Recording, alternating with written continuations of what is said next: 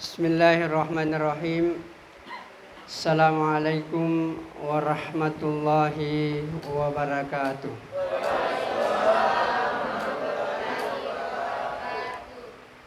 Alhamdulillah wa syukurillah wassalatu wassalamu ala rasulillah wa ala alihi wa ashabihi wa man tabi'ahum bi ihsanin ila yaumiddin. Asyhadu an la ilaha illallah wa asyhadu anna Muhammadan abduhu wa rasuluh la nabiyya ba'da. Allahumma shalli ala hadzal nabiyil karim wa ala alihi wa ashabihi wa man tabi'ahum bi ihsanin ila yaumiddin. Alhamdulillah, Bapak Kepala Kecamatan Bontoharu yang saya hormati, Bapak Desa Bonto Tangah yang saya hormati, Bapak-bapak para kepala lingkungan, dusun, RW, RT, se-Desa Bonto Tangah yang sempat hadir pada kesempatan hari ini, ibu-ibu, para penggerak kegiatan desa, ibu PKK, kemudian para tokoh-tokoh masyarakat yang semuanya dimuliakan oleh Allah Subhanahu wa Ta'ala. Sekali lagi, Assalamualaikum warahmatullahi wabarakatuh.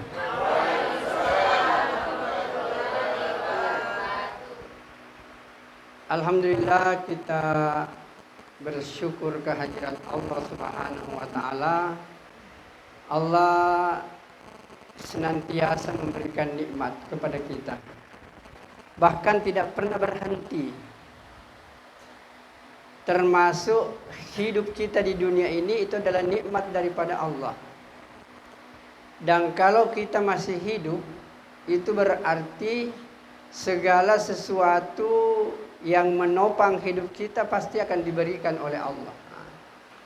Jadi bapak-bapak dan saudara-saudaraku yang dimuliakan oleh Allah Subhanahu wa Ta'ala, bahkan saya ingin tunjukkan dan di mana-mana saya sampaikan supaya kita sadar bahwa Allah ini luar biasa sayangnya kepada kita. Ada satu nikmat dari Allah, kadang-kadang kita tidak pikir, padahal kalau nikmat ini hilang, yang namanya manusia akan meninggal semuanya. Inilah yang disebut dengan nikmat oksigen atau nikmat udara. Udara ini, hadirin yang mulia, kita tidak rasa itu. Bapak-bapak kita duduk di sini, ini kan udara masuk, udara keluar. Tadi malam kita tidur, ini udara masuk, udara keluar. Siapa yang mengatur ini udara masuk dan udara keluar? Atas perintah siapa ini? Sampai sekarang dunia ilmu pengetahuan tidak tahu siapa yang mengatur ini. Hanya Al-Quran yang memberikan penjelasan kepada kita bahwa semua kejadian-kejadian di alam semesta ini tidak mungkin terjadi tanpa kehendak Allah Subhanahu wa Ta'ala. Jadi itu baru satu nikmat, nikmat udara. Kalau udara ini hilang, tidak ada apa-apa. Jangankan satu hari, 1 jam, 10 menit saja udara ini hilang, yang namanya manusia habis. Tidak ada lagi hidup di dunia ini. Itu baru satu nikmat. Bagaimana dengan nikmat-nikmat yang lain? Nikmat sehat. Oleh karena itu, bapak-bapak dan saudaraku yang mulia, hendaklah kita senantiasa bersyukur kepada Allah. Cuma mungkin yang harus saya jelaskan lebih awal, apa sih sebenarnya yang dimaksud dengan bersyukur? Apakah kita hanya mengucapkan Alhamdulillah? Di sinilah perlu kita perhatikan.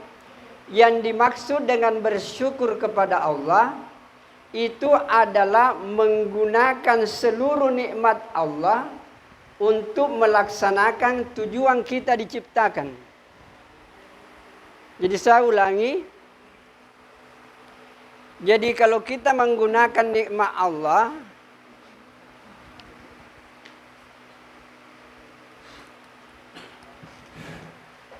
Jadi yang dimaksud dengan bersyukur di sini adalah mempergunakan nikmat Allah untuk melaksanakan tujuan kita diciptakan. Apakah tujuan kita diciptakan? Kita sudah tahu semua. Ayatnya mengatakan, "Wa ma khalaqtul jinna wal insa illa liya'budun." Aku tidak menciptakan jin dan manusia kecuali untuk beribadah. Berarti tujuan kita hidup di sini di dunia adalah untuk beribadah. Maka semua nikmat Allah harus dipakai untuk tujuan ini. Oke, Allah kasih kita nikmat. Hendaknya hidup kita ini dipakai untuk beribadah. Allah kasih nikmat harta. Maka mestinya harta yang Allah berikan ini dipakai untuk beribadah kepada Allah Subhanahu wa Ta'ala. Allah kasih kita sehat, maka mestinya nikmat sehat ini dipakai untuk beribadah kepada Allah. Pendek kata, semua pemberian Allah tujuannya hanya satu penggunaannya, yaitu dipakai untuk beribadah kepada Allah. Inilah yang dimaksud dengan bersyukur kepada Allah. Jadi saya ulangi, bersyukur kepada Allah itu artinya menggunakan semua yang Allah berikan kepada kita untuk melaksanakan tujuan kita diciptakan adalah untuk beribadah. Bapak Camat dan Bapak Desa yang saya muliakan, sekarang kita berpikir apa yang dimaksud dengan ibadah? Apa yang jadikannya ibadah, Pak? Jadi ibadah itu artinya taat kepada Allah. Jadi kalau orang mengatakan beribadah, itu berarti orang itu taat kepada Allah. Dan taat kepada Allah itu adalah dua, melaksanakan perintah, meninggalkan larangan. Itulah yang dimaksud dengan taat. Semua undang-undang, semua hukum, peraturan, isinya pasti dua itu. Mau peraturan pemerintah, mau peraturan sekolah, mau peraturan kampus, apalagi peraturan Allah. Isi pokoknya ada dua. Yang pertama perintah yang harus dikerjakan.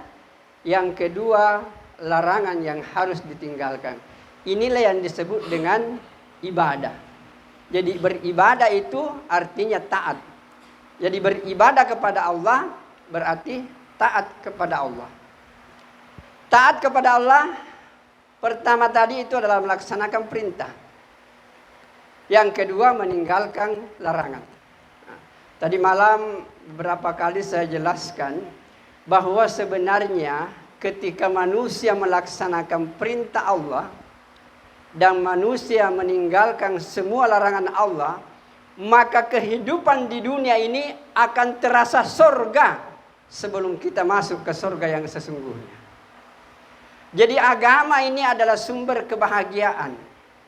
Tetapi agama yang kita maksudkan ini bukan agama yang dibicarakan, tetapi agama yang diamalkan, agama yang dikerjakan.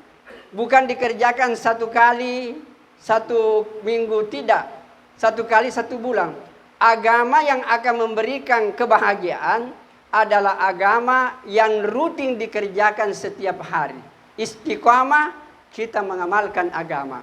Agama bukan yang dibicarakan, bukan yang diseminar internasionalkan, bukan yang ditabligh akbarkan, tapi agama yang akan memberikan kebahagiaan adalah agama yang diamalkan dalam kehidupan sehari-hari. Atau bahasa kerennya tadi Pak Desa katakan, menghidupkan sunnah Rasulullah Sallallahu Alaihi Wasallam dalam kehidupan sehari-hari. Itulah yang disebut dengan agama.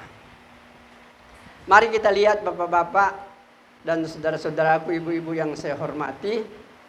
Seandainya semua perintah Allah dikerjakan, enak kita hidup. Seandainya larangan Allah ditinggalkan, alangkah indahnya hidup di dunia ini. Coba kita lihat. Allah menyuruh kita jujur, semua orang jujur. Allah menyuruh kita amanah, semua orang amanah. Allah menyuruh kita adil, semua orang adil. Allah menyuruh kita tolong menolong. Kalau semua perintah Allah dikerjakan, Pak, indah sekali ini hidup. Tidak ada susah.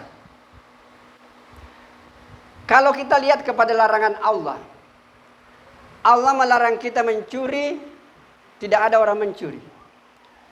Allah melarang kita minum khamar, tidak ada orang minum khamar. Allah melarang kita berzina, tidak ada orang berzina. Allah melarang kita untuk saling mencela, tidak ada orang saling mencela. Kalau begini kehidupan masyarakat, tidak ada pencuri, tidak ada peminum, tidak ada pesina, tidak ada perampok, enak nggak hidup, Pak? Luar biasa enaknya itu hidup. Inilah agama. Jadi agama ini akan memberikan kebahagiaan. Punanjoni agama ya Pak, nigaukan di dalam kehidupan sehari-hari. Barulah agama ini akan memberikan kebahagiaan.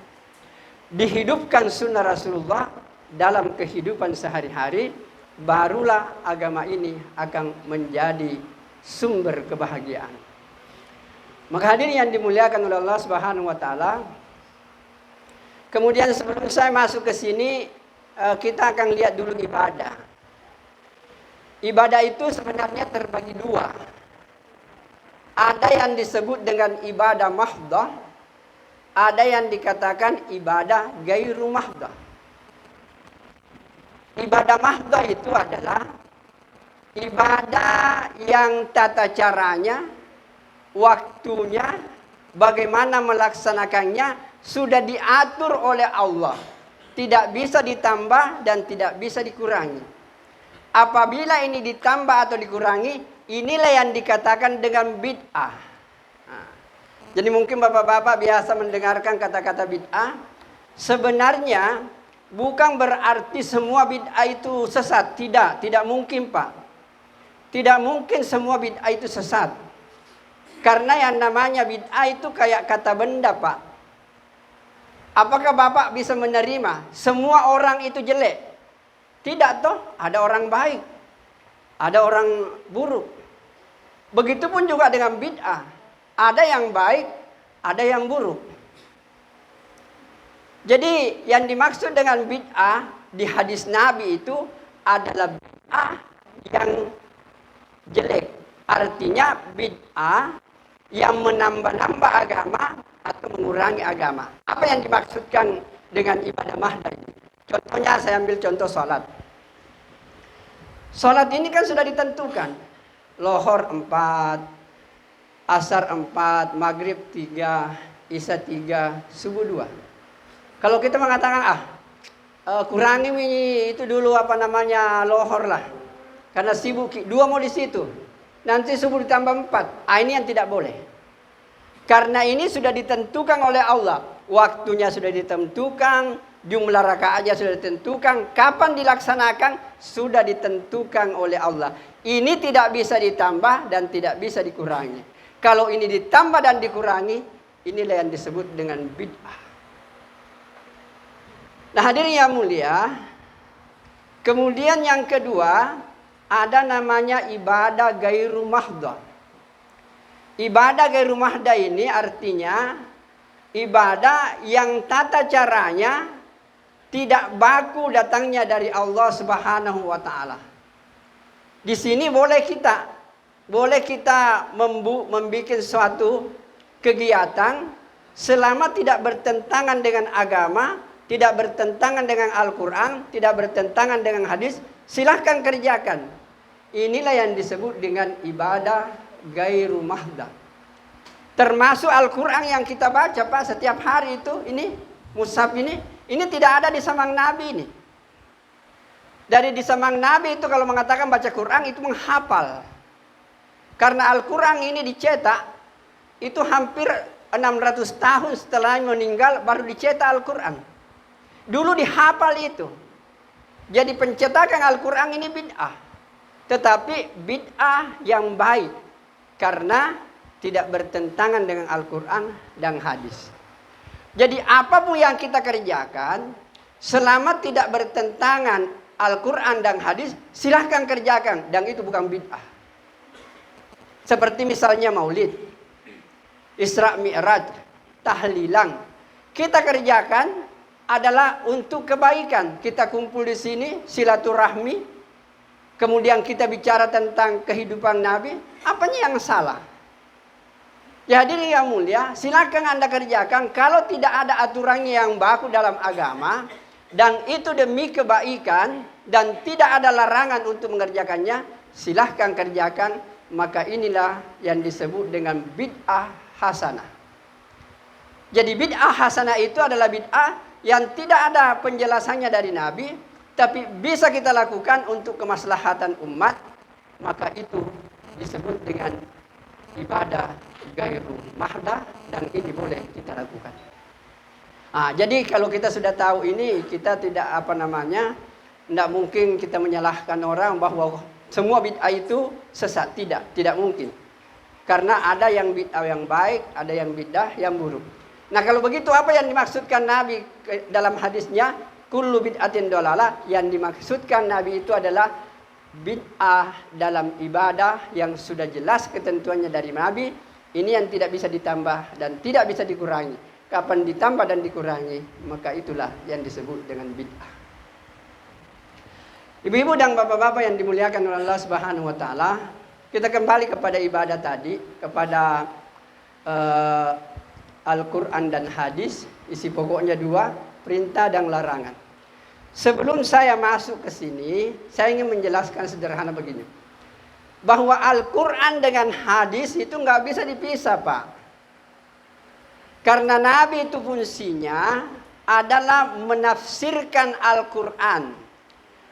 Apa maunya Allah, itulah yang Nabi kerjakan.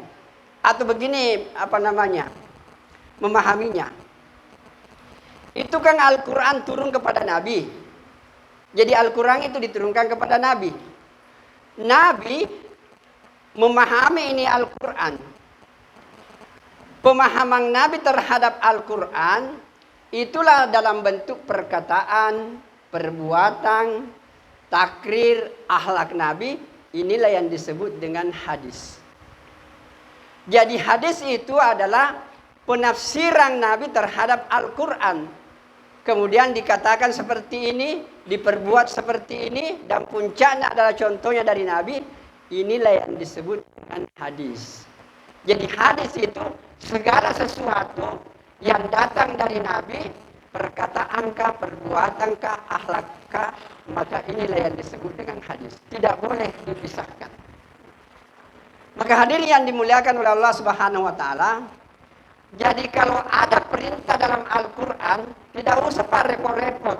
Pasti ada caranya Nabi untuk melaksanakan itu perintah. Karena Al-Quran hanya berisi perintah. Bagaimana melaksanakannya tidak ada dalam Al-Quran. Contohnya sholat. Allah menyuruh kita sholat. Tapi bagaimana caranya sholat tidak ada penjelasan dalam Al-Quran. Al-Quran hanya mengatakan aqimus sholat, dirikan sholat. Bagaimana caranya takbir, bagaimana caranya ruku, bagaimana iktidal, sujud, apa yang dibaca, semua ini diajarkan oleh Rasulullah Sallallahu Alaihi Wasallam. Jadi kalau kita mau melihat Al-Quran diamalkan, maka lihatlah sunnah kehidupan Nabi dalam sehari-hari waktu Nabi melaksanakan perintah Allah Subhanahu wa taala. Hadirin yang dimuliakan oleh Allah Subhanahu wa taala, Bapak Camat Bontoharu dan Bapak Desa Bontotangga yang saya hormati. Jadi kalau kita sudah memahami ini, enak itu Pak agama. Jadi agama ini sebenarnya indah sekali untuk kita kerjakan. Baik, jadi hubungan antara hadis Al-Quran kita sudah tahu. Tidak bisa dipisah Pak. Karena Al-Quran berisi perintah, bagaimana melaksanakan perintah, itulah yang disebut dengan hadis Rasulullah Sallallahu Alaihi Wasallam. Baik, Al-Quran itu berapa juz Pak? 30 juz, 114 surah. Di dalamnya ada perintah yang harus dikerjakan, di dalam ada larangan yang harus ditinggalkan.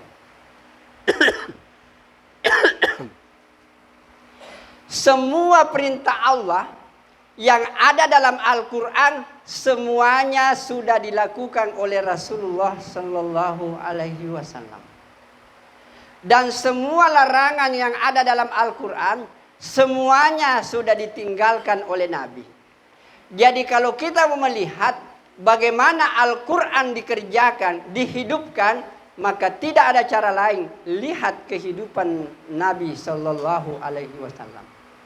Bagaimana mereka beribadah kepada Allah, itu adalah penafsiran Nabi terhadap Al-Quran. Inilah sebenarnya yang kita kehendaki dengan peringatan Maulid. Kita hidupkan sunnah Rasulullah Sallallahu Alaihi Wasallam dalam kehidupan kita sehari-hari. Mulai dari bangun tidur sampai kita tidur kembali harus mengikuti sunnah Rasulullah Sallallahu Alaihi Wasallam. Baik, hadirin yang dimuliakan oleh Allah Subhanahu Wa Taala, mari kita perinci lebih jauh lagi. Ibadah itu Pak banyak sekali. Tapi saya akan tunjukkan satu ibadah. Kalau ini dikerjakan, umat ini pasti akan merasa tenang, damai, dan dia akan merasa bahagia dalam hidup. Inilah yang disebut dengan ibadah salat. Ibadah salat ini ibadah inti. Kenapa salat dikatakan ibadah inti? Karena salat ini Pak, ibu-ibu, tidak ada yang bisa kerjakan ini salat kecuali manusia. Pernah lihat binatang salat? Tuhan salat. Pernah lihat burung salat? Tidak ada yang bisa kerjakan. Inilah ibadah yang hanya bisa dikerjakan oleh manusia. Sehingga kita lihat dalam Al-Quran begini. Allah Subhanahu Wa Taala berfirman, laqad khalaqnal insana fi ahsani taqwim. Aku menciptakan manusia dengan sebaik-baik bentuk. Kenapa bentuk tapak seperti ini? Ini tujuannya adalah untuk melaksanakan suatu ibadah yang tidak ada yang bisa kerjakan kecuali manusia. Itulah yang disebut dengan sholat. Hanya manusia yang bisa kerjakan. Berdiri, ruku, i'tidal, sujud. Tidak ada makhluk yang bisa kerjakan kecuali manusia. Kalau puasa, ayam bisa puasa Pak. Pernah kicini jangan puasa. Gampang. Ambil urungan, tutup di situ, jangan kasih makan, jangan kasih minum, mulai fajar sampai terbenam matahari, terpaksa puasa itu Pak. Jadi kalau lagi puasa Pak, dipaksa-paksa sedikit deh. Tapi kalau sembahyang, tidak ada Pak, biar kita paksa. Paksa bisa kita sembahyang, bagaimana caranya? Tidak bisa. Itu onta di Mekah, kalau dibawa keliling ke Ka'bah, dia bisa tawaf. Tapi kalau disuruh salat, biar dipaksa, dididik, tidak bisa. Karena yang bisa kerjakan salat hanyalah manusia. Jadi inilah ibadah inti.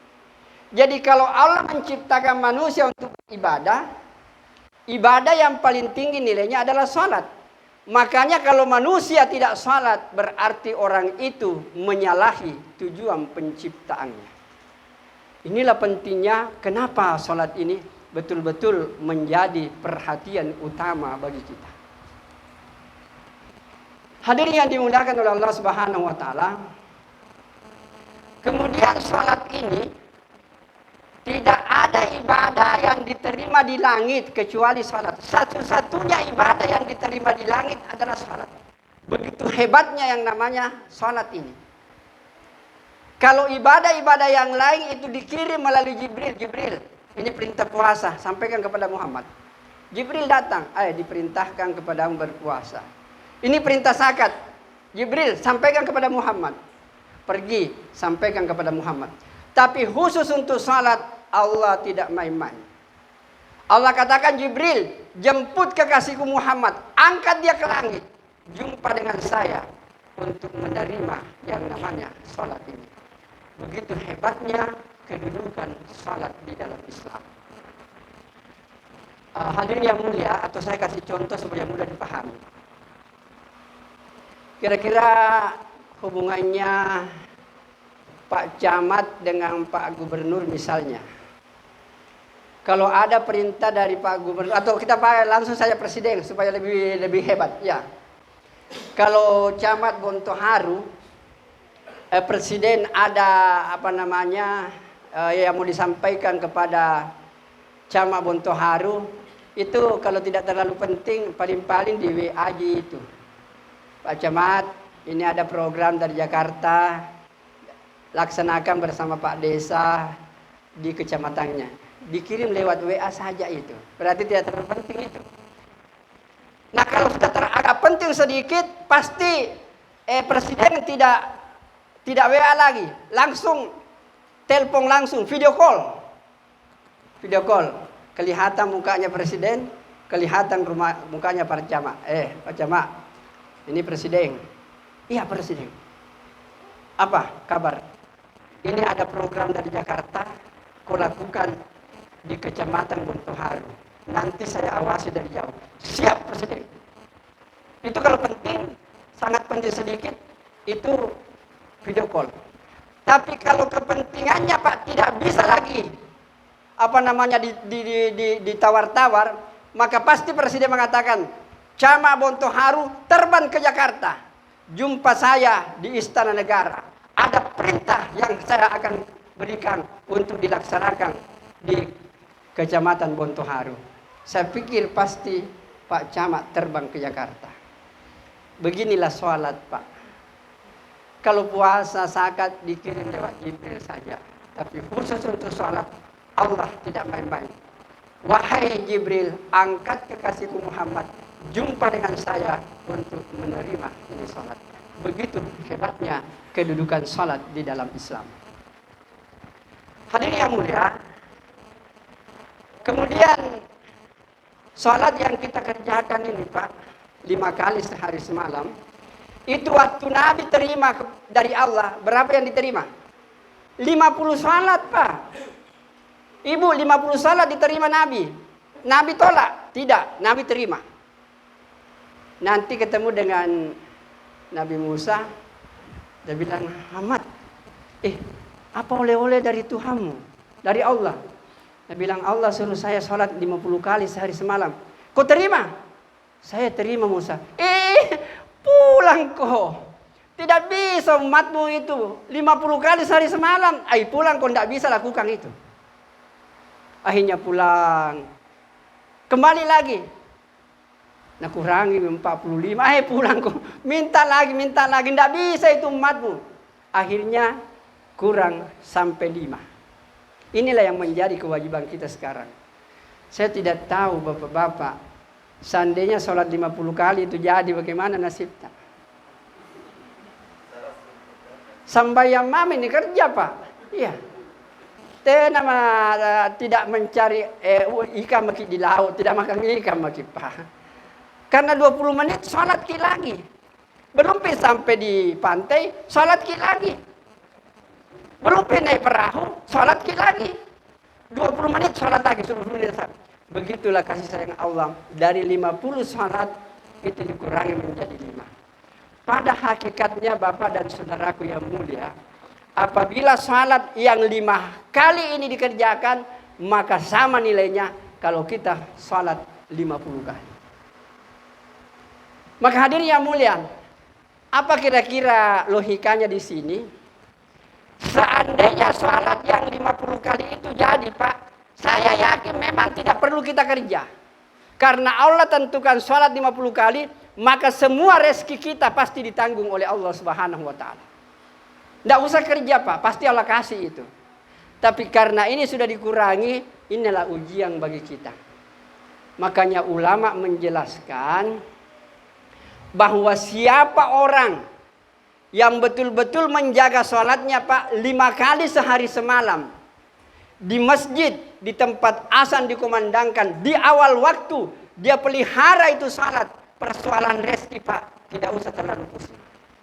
Allah pasti akan mudahkan kita untuk mendapatkan rezeki. Bukan berarti kita tidak bisa kerja, tetapi jalan untuk mendapatkan rezeki itu dipermudah oleh Allah Subhanahu wa Ta'ala. Maka hadirin yang mulia, Jadi sebenarnya itu rezeki. Kalau begitu, tidak perlu kita kerja Pak. Tidak cocok kalau kita kerja. Harus kita kerja sungguh-sungguh. Barulah rezeki itu dari datang. Saya kasih contoh supaya mudah dipahami. Pak Bupati sudah janji Desa Bontotanga akan diberikan sumbangan 100 juta rupiah. Tapi Pak Bupati bilang, Pak Desa, kau pergi ambil ke kantor Bupati. Kira-kira kalau Pak Desa tidak pergi ambil, ada itu uang? Tidak ada, iya Pak, tidak mungkin. Karena Pak Bupati bilang, urus kok di kantor daerah. Kemudian Pak Desa duduk-duduk di sini tunggu-tunggu itu uang. Tidak datang itu Pak, tidak datang itu. Begitupun juga, Allah sudah tentukan rezeki kita. Tapi kalau kita tidak berusaha untuk mencarinya itu, kita tidak akan dapat apa-apa. Inilah pentingnya yang disebut dengan usaha. Kita harus kerja, nanti dalam pekerjaan kita Allah bukakan pintu-pintu rezeki itu. Nah, hadirin yang dimuliakan oleh Allah Subhanahu wa taala, mari kita kembali kepada ibadah salat itu tadi yang merupakan ibadah inti. Karena salat ini begitu hebatnya salat, ini penting perhatikan ibu-ibu dan bapak-bapak. Tolong disampaikan kepada anak-anak, kepada tetangga kita, bahwa salat satu kali itu lebih baik dibanding dengan dunia beserta seluruh isinya. Satu kali salat. Makanya berbahagialah bapak-bapak, kita diberikan ini nikmat iman. Satu orang beriman itu lebih baik dibanding dengan dunia beserta seluruh isinya. Satu orang. Bagaimana hebatnya nilai orang yang beriman. Jangankan satu orang yang beriman, satu amal orang yang beriman, satu perbuatan orang beriman, salat, ini jauh lebih baik daripada dunia beserta seluruh isinya. Mari saya tunjukkan hadisnya. Rasulullah Shallallahu Alaihi Wasallam bersabda, "Rak'atal fajri khairum minad dunya wa ma fiha." Salat 2 rakaat sunat di depan subuh kata Nabi, di sisi Allah itu lebih berharga dibanding dengan dunia beserta seluruh isinya. 2 rakaat salat Pak. Berapa lama dikerjakan 2 rakaat? Paling 5 menit. 5 menit kita salat, tapi di sisi Allah itu lebih berharga dibanding dengan dunia beserta seluruh isinya.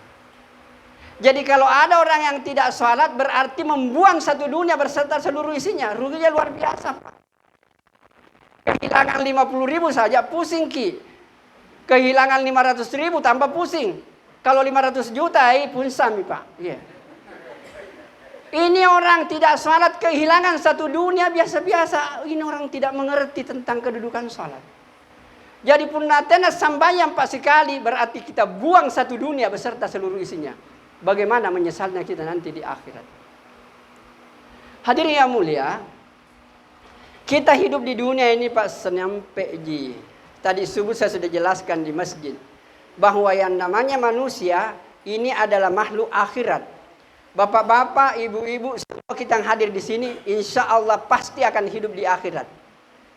Dan di akhirat 2 tempat saja, ada sorga, ada neraka. Di mana kita berada nanti, apakah di sorga atau di neraka, ditentukan dalam kehidupan di dunia yang hanya satu kali ini saja. Maka kehidupan kita di dunia ini bukan kehidupan main-main Pak. Kehidupan betul-betul untuk menghidupkan sunnah-sunnah Rasulullah Sallallahu Alaihi Wasallam. Karena inilah satu-satunya jalan untuk menggapai yang namanya kebahagiaan kalau kita betul-betul mengikuti pri kehidupan Rasulullah Sallallahu Alaihi Wasallam. Baik, saya lebih lebih terinci lagi sederhana. Kemudian salat yang paling tinggi nilainya Pak itu salat berjamaah. Mari saya bukakan rahasianya supaya kita tahu ruginya orang yang tidak salat berjamaah. Saya yakin orang-orang yang hidup di desa Bontotanga ini, Kecamatan Bontoharu semua salat Pak. Saya yakin bapak-bapak salat semuanya. Yang saya tidak yakin berjamaahnya itu. Sebab seandainya orang desa Bontotanga berjamaah semua, masjid tadi Malang itu penuh. Nah, tadi Malang berapa sahabat desa? 2 ya, 2, 3 lah. 3. Nah kalau datang ke semua Pak, saya yakin sampai ke belakang itu penuh. Tapi kucini tena narasi. Berarti banyak yang tidak datang salat berjamaah. Hadirin yang mulia, untuk salat berjamaah ini Bapak-bapak dan saudaraku yang mulia, yang wajib berjamaah itu Pak laki-laki. Perempuan tidak wajib. Tapi kalau perempuan mau pergi berjamaah, tidak apa-apa. Di mana logikanya? Kalau ada suami yang pergi salat berjamaah, kan dapat pahala 27. Istri di rumah belum salat, sudah dapat pahala juga 27. Dan kalau istri salat lagi satu, dapat lagi satu. Berarti istri dapat 28, suami hanya dapat 27. Karena semua pahala suami diambil oleh istri. Tapi semua pahala istri tidak boleh diganggu gugat oleh suami. Itulah hebatnya jadi istri. Jadi hadirin yang mulia, makanya hadis Nabi katakan begini. Kalau dalam satu rumah tangga, suaminya soleh, istrinya soleha, nanti di hari kemudian, itu istri duluan masuk surga 500 tahun sebelum suaminya masuk. Karena kenapa? Karena dia masuk 500 tahun sebelum suaminya masuk. Ada majelis tadi bilang, jangan Ustaz, muka sama suamiku kok dong. Tidak bisa Bu, itu sudah ketentuan Allah. Istri lebih duluan masuk surga. Kenapa ini terjadi Bapak-bapak? Biasa ibu-ibu kalau orang cerita bidadari, tersinggung nih. Ya toh biasa. Nambil ke suamiku orang ini di neraka bidadari. Perlu dipahami ibu-ibu. Kalau ada wanita soleha masuk surga, begitu dia masuk surga, kecantikannya langsung seperti bidadari. Itu bidadari Pak, ada hadisnya. Seandainya ada bidadari memperlihatkan dirinya di dunia ini, maka 70 tahun mata kita tidak berkedip. Itu. Begitu cantiknya itu Pak. 70 tahun tidak berkedip itu. Tidak tidur juga, tidak bosan itu. Jadi begitu wanita saleh masuk surga, kecantikannya seperti bidadari. Dan hebatnya, bidadari itu kecantikannya stabil, tidak bertambah dan tidak berkurang. Tapi wanita soleha, kalau dia masuk surga, langsung secantik bidadari. Dan setiap hari kecantikannya bertambah. Bayangkan kalau 500 tahun bertambah kecantikan Pak. Luar biasa itu cantiknya itu. Bapak-bapak kalau kita masuk ke dalam pesta, yang Bapak perhatikan siapa? Pasti wanita yang paling cantik di situ. Wih, cantiknya tahu. Cantiknya tahu. Tidak dicari yang jelek-jelek Pak itu. Makanya kalau suami nanti masuk ke dalam surga, bidadari cantik, jelek. Wih, ada cantik luar biasa. Siapa itu? Malaikat bilang, itulah istrimu. Alhamdulillah. Ya hadirin yang mulia, inilah rahasianya kenapa istri kita lebih duluan masuk surga untuk menjemput suami-suami yang taat salat berjamaah. Maka hadirin yang dimuliakan oleh Allah Subhanahu wa taala, kemudian dari segi yang lain saya akan tunjukkan. Tadi saya sudah jelaskan subuh tadi, bahwa kalau kita sholat sendiri kan nilainya satu. Ya, satu dunia. Kalau berjamaah 27 dunia. Berapa bedanya? 26 dunia. Tapi kan tidak masuk di akal 26 dunia. Anda bisa dipikir, pecah itu kepala Pak, Anda bisa dipikir itu. Kalau kita 5 kali sholat sendiri, hanya dapat 5 dunia. Tapi kalau kita sholat berjamaah, kita dapat 135 dunia. 5 kali 27, 135. Bedanya 5 dengan 135, bedanya 130. Tapi itu tidak, Anda masuk di angka, tidak bisa, pecah kepala, tidak bisa pikir. Tapi seandainya kita bilang, siapa yang sholat berjamaah, dapat 27 juta rupiah. Yang sholat sendiri, dapat 1 juta. Tak buka pikirannya itu. Misalnya yang berjamaah bilang 27 juta ini. Jadi kalau 27 juta rupiah tak buka pikirannya. 27 dunia Tidak masuk di akal. Jadi orang kalau 5 kali sholat sendiri, 5 juta jenaka apa Pak? Tapi kalau dia 5 kali, dia dapat 135 juta. Berapa bedanya? 130 juta. Kira-kira menyesal Pak. Jangan beda 150 juta. Kadang-kadang beda 50 ribu saja. Pergi jauh cari itu Pak. Maka hadirin yang mulia, di sini harus saya jelaskan, orang yang tidak melaksanakan salat ini dengan berjamaah, maka akan luar biasa menyesalnya nanti di hari kemudian. Karena salat berjamaah ini adalah sunnah yang diajarkan Nabi. Nabi tidak ada hadisnya yang menjelaskan kepada kita bahwa Nabi pernah salat dengan istrinya di rumah kalau itu salat wajib. Tidak pernah, sekalipun 1 kali. Nabi tidak pernah melaksanakan salat sendirian kalau itu salat wajib. Tidak mungkin. Nabi biasa salat bersama istrinya kalau itu salat sunnah. Salat tahajud kadang-kadang Nabi bangunkan istrinya. Tapi kalau salat wajib semua dikerjakan dengan berjamaah. Bahkan kalau dalam perang, saya minta kepada saudara-saudara, bapak-bapak, ibu-ibu, mari kita selalu mendoakan saudara kita di Palestina. Kita di sini Indonesia paling mati lampu panas-panas sedikit. Di sana itu tidak ada lampu Pak, tidak ada listrik, tidak ada makanan, tidak ada minuman. Luar biasa menderitanya. Kita ini masih bagus seperti ini. Kita tidak perlu, kita harus bersyukur. Coba bayangkan Pak, kalau kita hidup di Palestina, apa yang akan terjadi Pak? Maka bersyukurlah. Bapak-bapak, ibu-ibu yang punya uang sedikit, bolehlah kirim-kirim ke sana melalui donatur-donatur yang ada yang sudah terpercaya. Mereka sangat membutuhkan bantuan kita. Tapi yang lebih utama, setelah salat berjamaah atau salat di rumah kita masing-masing salat sunat, doakanlah, ya Allah, bantulah saudara-saudara saya yang ada di Palestina. Maka hadirin yang dimuliakan oleh Allah Subhanahu wa taala, jadi begitu pentingnya yang dikatakan salat berjamaah. Dan hadirin yang mulia, saya tidak tahu seandainya salat berjamaah ini hidup Pak, maka kehidupan umat ini akan jadi baik. Kekuatan Islam ada pada saat berjamaah. Dan kalau salat berjamaah ini tidak hidup Pak, jangan mengharap kekuatan Islam akan datang dan pertolongan Allah tidak mungkin akan datang kepada kita.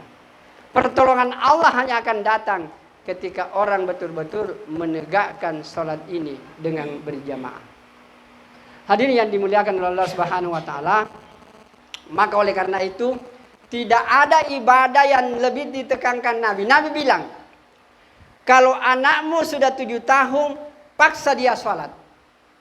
Tidak ada mengatakan, kalau anakmu 7 tahun, paksa dia puasa. Tidak ada. Yang ada, kalau anakmu sudah sampai 7 tahun, paksa dia puasa. Lohor nak pergi sholat. Asar nak pergi sholat. Maghrib ke masjid. Subuh kasih bangun. Begitu pentingnya sholat. Dan Nabi katakan, kalau dia sudah berumur 10 tahun, belum dia sholat, pukul dia. Pukul bukan untuk menyakiti Pak, tapi untuk mendidik. Dan cara memukulnya diatur begini. Jadi kalau anak tidak sholat 10 tahun, itu ambil rotang Pak, caranya memukul begini. Jadi tidak begini caranya. Wah, menderita itu anak-anak. Begini saja, tempel tangan di badan, pukul begini. Tidak sakit itu. Memang tujuannya bukan untuk sakit. Kayak unyil dulu. Jadi hadirin yang mulia, tujuannya adalah untuk mendidik. Dan Nabi katakan, rumah yang berberkah adalah rumah yang gantung cambuk. Kemudian dia bilang, nak, kalau kau tidak sholat, kau cambuk kau itu. Tapi saya keliling Pak. Tidak ada orang yang gantung-gantung cambuk. Yang gantung itu apa namanya foto-foto selfie-nya jangan gantung. Padahal harus ada cambuk itu. Nah, kalau kau tidak sholat, kupukul kau itu.